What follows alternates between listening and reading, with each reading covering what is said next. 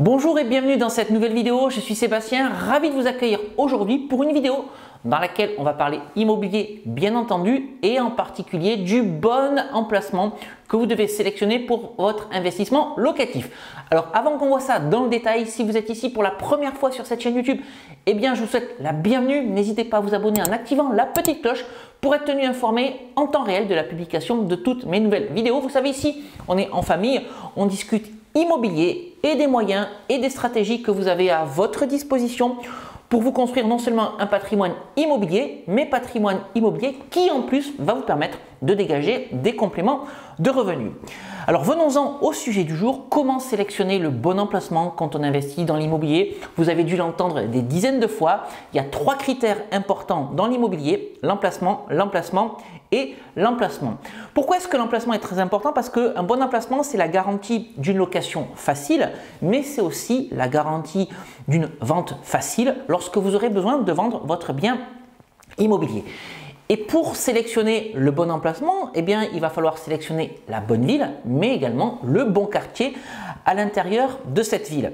Et la première question que vous devez vous poser au moment de réaliser un investissement locatif, c'est qui je vise? À qui est destiné le bien immobilier que je vais proposer à la location? Est-ce qu'il est plutôt destiné à des étudiants? Est-ce qu'il est plutôt destiné à des jeunes actifs? Est-ce qu'il est plutôt destiné à des familles ou est-ce qu'il est plutôt destiné à des voyageurs de passage? Vous voyez, c'est une question très importante à se poser parce que si vous visez une population locative étudiante, peut-être qu'il va falloir se mettre près des universités, près des IUT, des écoles d'ingénieurs ou encore en centre-ville.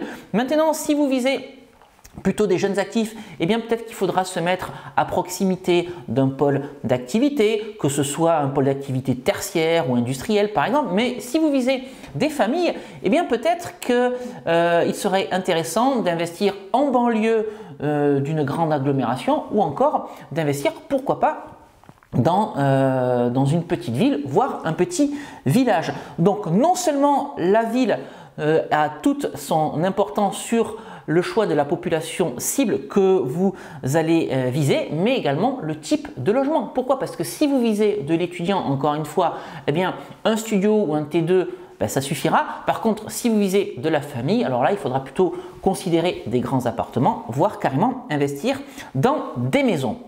Ensuite, la deuxième question que vous devez vous poser, ça va être le choix de la ville. Et là encore, en fonction de la population locative cible, il va falloir identifier plusieurs critères de la ville pour être certain de pouvoir louer. Il va falloir analyser les données démographiques par exemple, notamment plutôt se positionner sur des villes où on a une démographie qui monte plutôt qu'une démographie descendante. Une démographie descendante, ça veut dire que la ville elle n'est pas en super forme. Ensuite, regardez les catégories socio-professionnelles parce que s'il y a beaucoup de retraités et pas beaucoup d'actifs, ça ne va pas être une ville super dynamique. Et puis enfin, regardez l'activité économique de la ville pour savoir si on est sur des secteurs porteurs comme le service ou encore le numérique ou si on est plutôt sur de l'industrie ou du textile. Bref, regardez l'activité économique de la ville. Et ce n'est pas forcément les grandes villes comme Paris, Lyon, Toulouse, Bordeaux,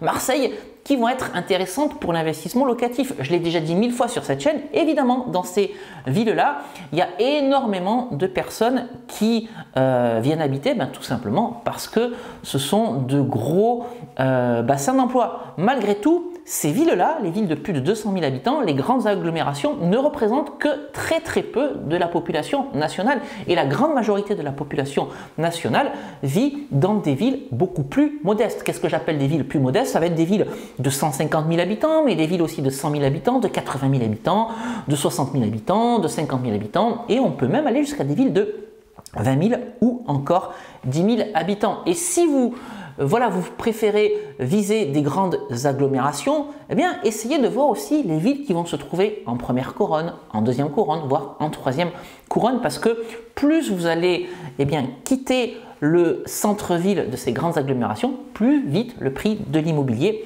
va tomber.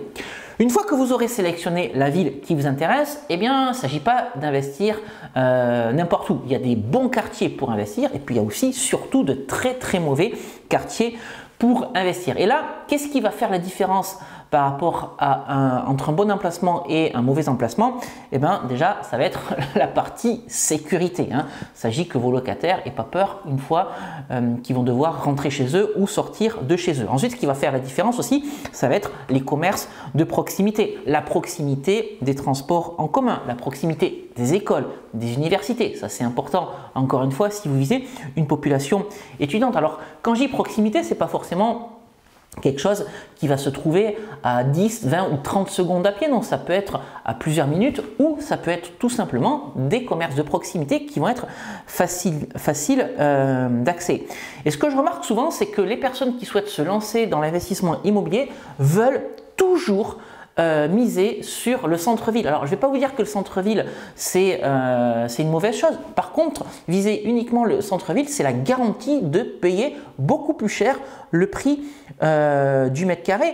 Et la population finalement française qui vit en hyper-centre-ville, eh bien, malgré tout, elle reste tout à fait réduite. Donc n'ayez pas peur de vous éloigner des centres-villes. Ensuite, ce qui va compter aussi, ça va être la facilité de stationnement, la taille de la copropriété. Personnellement, je ne vous recommande pas les trop grosses copropriétés parce que c'est toujours compliqué de faire voter des choses au moment des assemblées générales. D'ailleurs, dans ces grosses copropriétés, il y a toujours très peu de personnes présentes aux assemblées générales. Bref, et en plus, souvent, on a des charges de copropriété très élevées. Donc, avis personnel, bien entendu, je vous déconseille les grandes copropriétés. Ce qui va également aussi compter, c'est la vue que vous allez avoir en ouvrant la fenêtre de votre investissement immobilier. Évidemment, un appartement avec une belle vue dégagée n'aura pas la même valeur qu'un appartement en rez-de-chaussée avec un gros boulevard qui passe devant la fenêtre du séjour, par exemple.